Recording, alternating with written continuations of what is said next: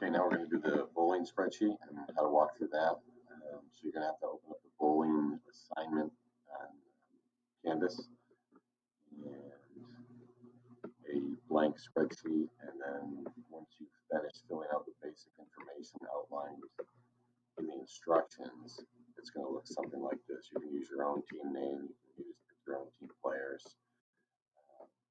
But the numbers should be the same in here. It's just going to make it easier on me. And everything else you're going to fill in with a formula. It's pretty straightforward.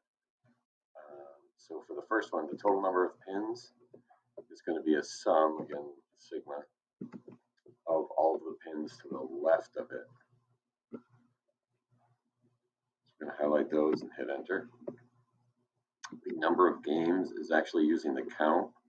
So it's going to count every time it sees that there's an entry in here. It's going to count it as 1. So we're going to hit count and highlight these 3 cells. Hit enter, that will give us 3. If I deleted the 150 out of here, it would just change us to 2. So that's 4. So let's get that back. Player average. Sigma and click average. Hit enter. The high game, same thing. We're going to do sigma. You go to the max, it'll pick the maximum number out of a list.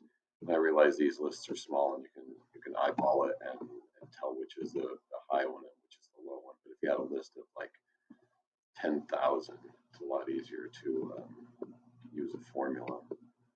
We'll do that. And once you're done with that, you literally highlight those rows.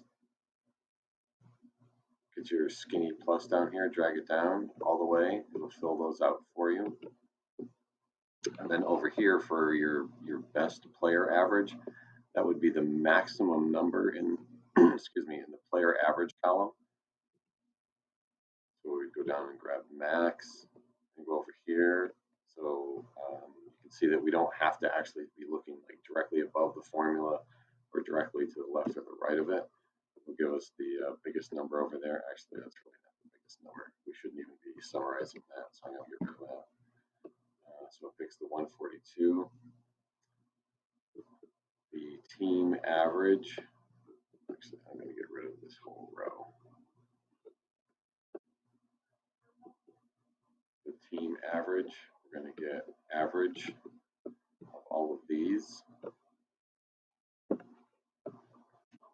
The team high game, we're going to get the maximum. And instead of just a single column, we're going to grab an array of 3 columns and 5 rows.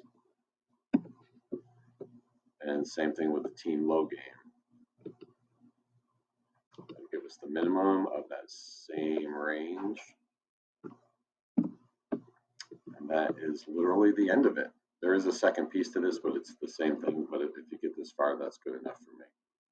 Thanks.